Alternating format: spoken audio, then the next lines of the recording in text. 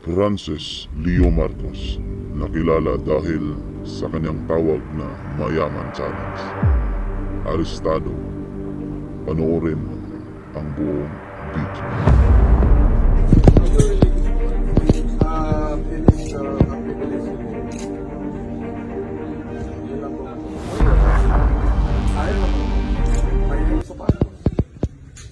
I'm a Marcos. Then if you have a problem for me being Marcos, then go to my mother. My mother is still alive. She is the one who gave me the name. In Cagayan. Yes, you can go there. No question about being me being Marcos. I'm a Marcos. Careful not to be there. Your mother is died already. No. Remedios Antonio, the name of your mother, right? Yes, that's Let me remind you of the of your rights. You have been apprised by the agents during the course of the arrest, and you are assisted by your counsel. Yes, sir. So, see you in the court. See you in the court. I will. Yes.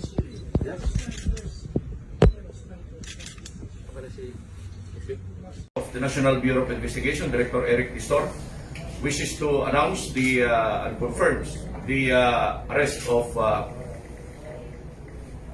Francis Leo Marcos.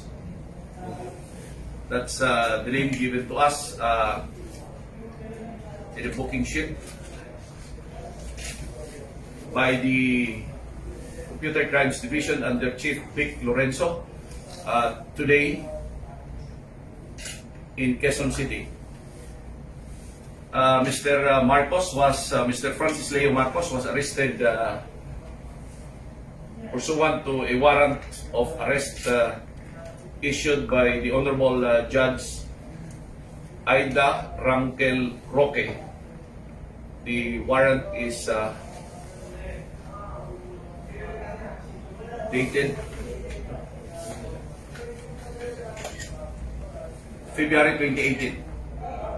This is in violation of Republic Act 8050 or the optometry law. We have other holdings, and we are verifying the holdings of the NBI as against his involvement in other activities. There is also a warrant being verified. This one was filed by the NBI in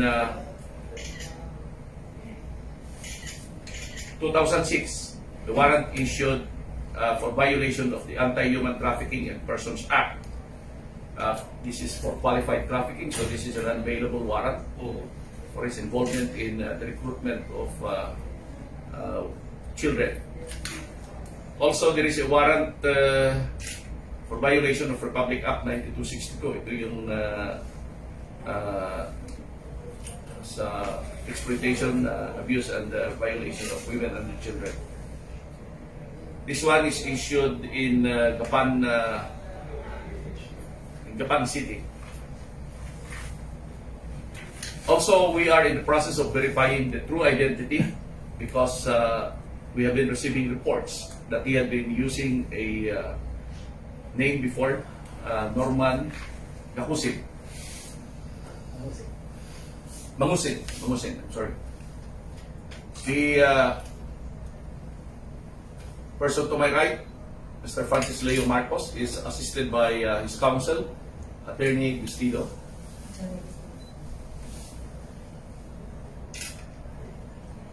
And the arresting division is led by no less than the Chief Vic Lorenzo.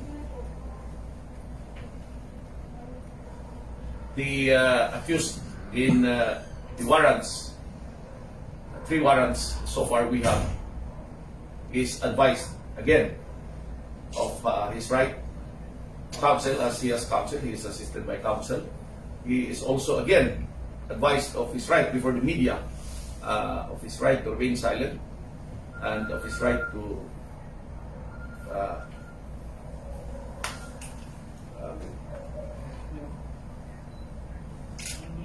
again to not talk. Anything he says under our custody may be used against him in any forum. Any questions? Sir, ano po yung background po nung sa kailan po na ipalabas yung third case, third warrant po na bine-verify? Which one? Yung sa 9262? Yan yung last po, sir, na na-file. Yung isa po sa 2006, sir, yung final po ng NBI. 2006, we have here the agent who filed this case. He is now a chief, agent or Chief Demetria. Or Chief Demetria? Sir. He used to be my agent. I understand I was the chief of the Anti-Human Trafficking Division when we filed this case. Saan, sir? So, happy pa ako na. Dito sa Manila. Yes, sir. And the agent at that time, who is now the chief, is Agent Demetria. Tapos, sir, yung isa po, yung sagapan. Yung sagapan, we are verifying the details of this case. We have a copy of the warrant. This is a verified warrant. So basically, sir, This is for 9262, abandonment of women, abuse of women and their children. you would like to say something, sir? If accused Francis Leo would like to respond to the media, Ganito po yan. First and for all, wala po akong kilalang taga-Gapan na Beisiha at hindi pa ako napupunta ng Gapan. So, may natatandaan lang ho ako dyan na meron akong complainant na taga-Gapan na kinasuhan ho ako ng estafa, which is naglaban ho kami sa korte at nanalo po ako, yun po ay acquitted. So baka sila rin ho yung may gumawa niyang violation of 9262 na yan. Yan po ay hindi po talaga ako taga-Gapan, hindi ko po kilala kung sino yung nagsampa niyan.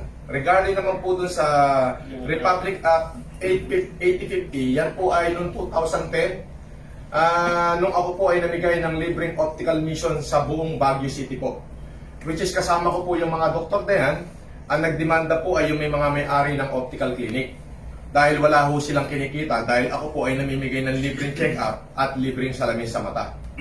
Ngayon po, dahil po yan taon-taon kong ginagawa yung optical mission na yan, at least 3 times a week, 3 times a year, pag kumikita po ako, nung pong nag-humanitarian ako, the same thing sa General Santos somehow in 2014, hanggang Coronadal, hanggang South Cotabato, sinasampahan din mo ako ng the same group, yung Integrated Philippine Association of Optometrists. At yan po ay nakuhanan ko ng visit order kay Judge Noel sa Jensen noong 2014. Ngayon, kaya po kanina, nung pumunta po sa akin si Chief Lorenzo, sabi ko ako po isasama sa inyo at para liwanagin natin yung disease order ko at yung disease order ko at saka yung warrant of arrest ng violation of RA 8050.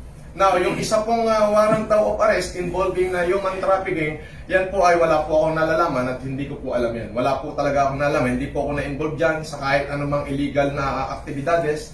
Hindi po tayo naging kriminal o hindi po tayo na-involve kahit po hold-upan o kung ano man. Tayo po ay masipag, masipag po tayo maghanap buhay, masipag tayo magtrabaho. Ayun po, yun lamang po ang aking masasabi. The rest po ay sabog. Sir, may isang tanong lang po kasi may binanggit si Sir Davin na meron din po silang question sa identity. Ano po ba talaga? Sir, ganito po kasimple yan eh. Ako po ay Marcos, ako po ay Marcos. Kung may problema po sa pagiging Marcos ko, dapat po nanay ko ang tanungin. Sapagkat hindi naman po ako ang gumawa ng pangalan ko, kundi po ibinigay po sa akin yan ng aking ina. Pero related kayo sa dating presidente, no? Hindi ko po yan masasagot. Ang matasabi ko lang po, kung may question po regarding sa pagka-Marcos ko, yan po yung aking ina. Ako po na nagkaisip ng 1997, yan na po ang aking identity, yung Francis Leo Marcos po na yan. Andyan po lahat ng mga passport ko, magmula nung kung kaluma-luma ang passport, dala-dala ko po yan. Ayun po, ang aking masasabi. So, gumawa po kayo ng effort para ma-identify din po, at least may reklamo kung totoo man. Opo, ako po ay may complaint sa NBI po. Nag-email po ako sa kanya regarding po sa proliferation of those fake account. Na yung iba pa nga po, talagang sinasabi na ako daw po ay nanghihingi ho ng mga donasyon. Hindi po. Nagkaroon lamang po ako ng tamang kaisipan. Ngayon pumutok yung lockdown. At sabi ko, gusto ko magkaroon ng kasaysayan ng aking buhay. Kaya po, yung pong pera ko, at sagutin ko na rin mo ito, marami nagtatanong saan daw yung galing yung aking pera. Ako po'y nagbenta ng ari-arian ko na minana, dito po sa Ramon Isabela last 2 years ago, at yung pong isang bahay ko, ibinenta ko ng halagang 40 million. So medyo malaki-laki po yun, yung 36 hectare na pinagbilang ko at saka ng aking bahay. Siya pong aking inuubos na pinamimigay ko sa taong bayan. Yun lamang po. Sir, for the record, hindi ikaw si Norman Mangusit. Hindi po, hindi po, hindi po. Sir Labi, sir, ano pong mangyayari ngayon? Kasi available po yung galing po sa Baguio na warrant. Pero meron po kayong mga verify po na mga warrant against Mr. Marcos. Siya po ba i-release? We will serve these warrants on this person. So basically, mali-detain siya. Mag-detain siya, sir, Yes. for the time being. And since sir, non-available po yung isang complaint, until such time po na umabot po ito sa Until UAE. such time that the warrant is either recalled, lifted, or there is a court order by the issuing court of the warrant. Okay. Okay, thank you. Thank you, sir. Anything more? Yun ako. No, clear na, sir. Sir, saan siya i-detain? When Sa Marcos, ikaw, ano, Dito mali-detain. muna for security reasons, we will have to take care of that. That would all depend now with the chief after consultation with us and the director. If we will be brought down to the jail, no? But we have some security considerations. Thank you, sir. Titingnan namin kung kasi may mga ibang high value detainees kami. Okay. So we will have to take that into consideration. Ano masasabi mo, Mr. Marcos, na ikaw ay mali-detain ngayon sa mga Yan po ay hindi ko masasagot ngayon yan. Abogado ko na masasagot yan. Ang masasabi ko lamang po ay yun po, talaga pong tayo napag-iinitan lamang po. Pero wala naman pong problema. Patutunayan po natin sa korte yan lahat ng mga allegation po yan. Okay. Yun lang. Thank you po. Thank Thank you. you. Maraming salamat. Thank you. Thank you.